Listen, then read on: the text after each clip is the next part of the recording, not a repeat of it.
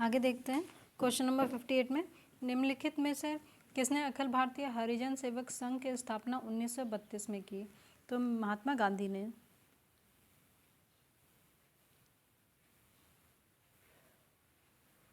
तो इसकी स्थापना कब हुई? 1932 में, अखिल भारतीय हरिजन सेवक संघ की। ठीक है, 1932। ये काल बताना है, टाइम किसका कब कैसे है। भारतीय राष्ट्रीय कांग्रेस के अध्यक्ष कब निर्वाचित हुए थे उसके अनुसार बताना है। तो महात्मा गांधी 1924 में हुए थे, सरोजिनी नायडू 1925 में हुई थी। देख लीजिए टाइम, महात्मा गांधी 1924, 1925 में सरोजिनी नायडू।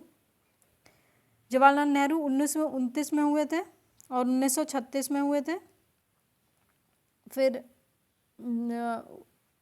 लखनऊ 19 अप्रैल 1936 में लखनऊ तथा दिसंबर 1936 में फैजपुर की अध्यक्षता की थी नेहरू जी ने। फिर पटेल जी ने 1931 कराची अधिवेशन की अध्यक्षता की थी 1931 में। तो सबसे पहले गांधी जी आएंगे, फिर सरोजिनी नायडू आएंगी, यानी कि सबसे पहले चौथा आएगा।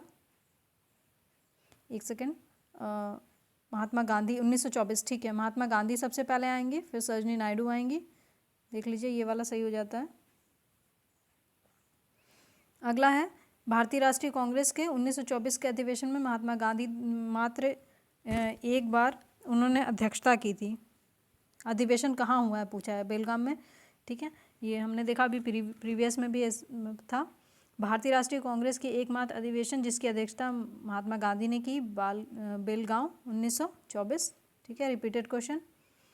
61 हो गया, सॉरी 61 हो गया, 62वां देख लेते हैं, सेम रिपीटेड क्वेश्चन है। अब ये है कि कब कौन किसके अध्यक्ष बने थे। तो सरोजिनी नायडू 1925, जो हमें पहले पता है, सबसे पहले वो लगा लें।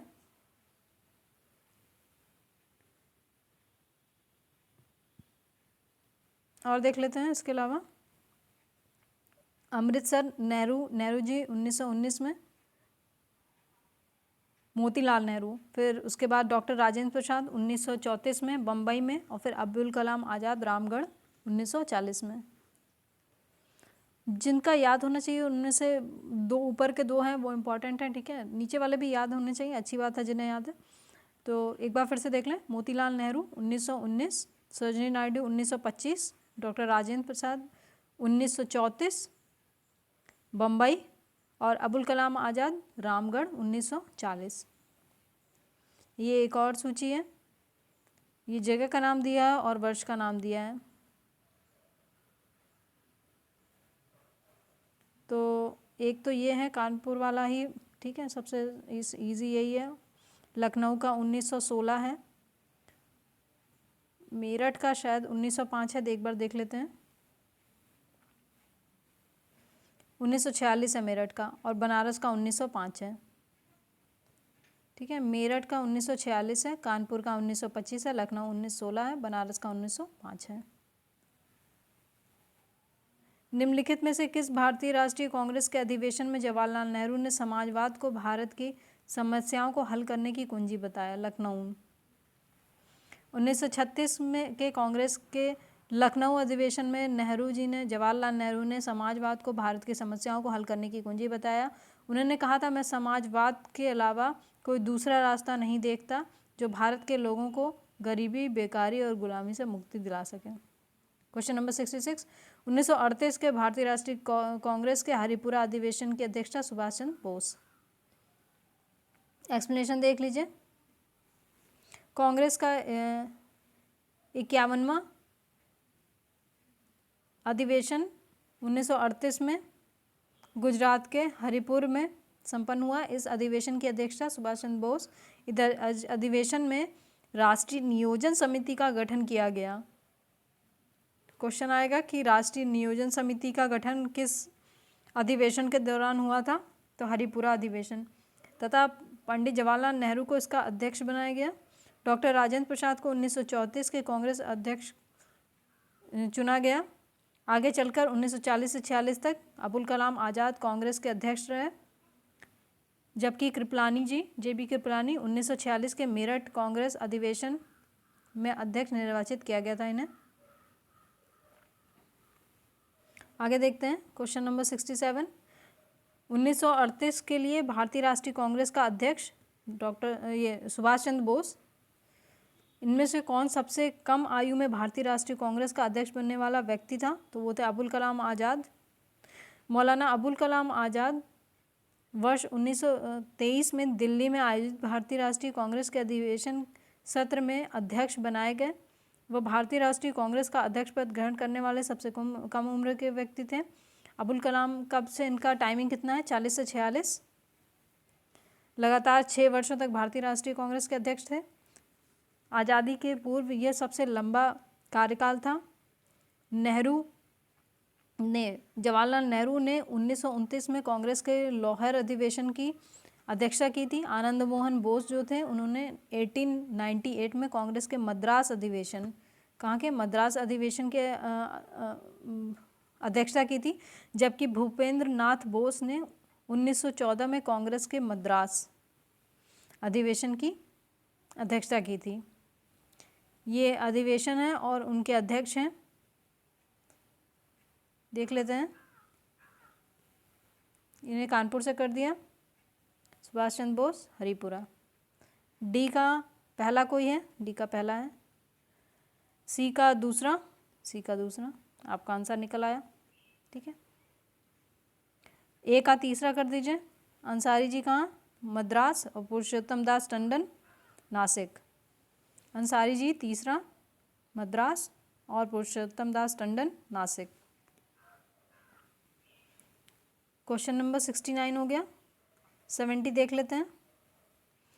निम्नलिखित में से कौन लगातार 6 वर्ष तक भारतीय राष्ट्रीय कांग्रेस का अध्यक्ष था? अभी हमने देखा अबुल कलाम आज़ाद जी थे।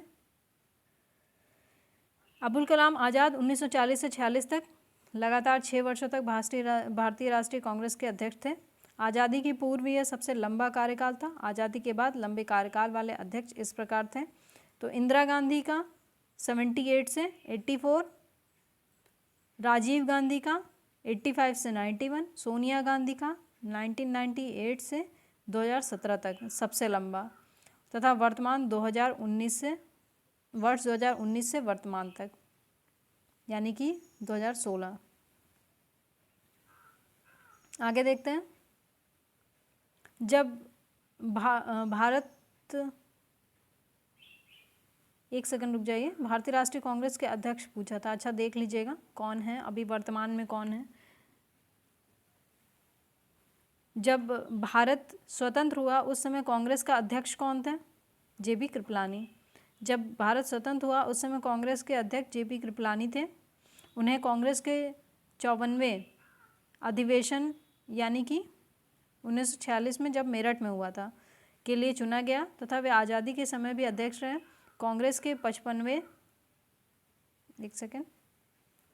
55वें अधिवेशन जो हुआ 1948 में जयपुर में, अध्यक्षता पट्टाभी सीतारमैया, और महात्मा गांधी ने बेलगांव 1924, जवाहरलाल नेहरू ने लाहौर और लखनऊ और फैजपुर, लाहौर वाला 1929 में, लखनऊ वाला 36 में और फैजपुर वाला 36 में।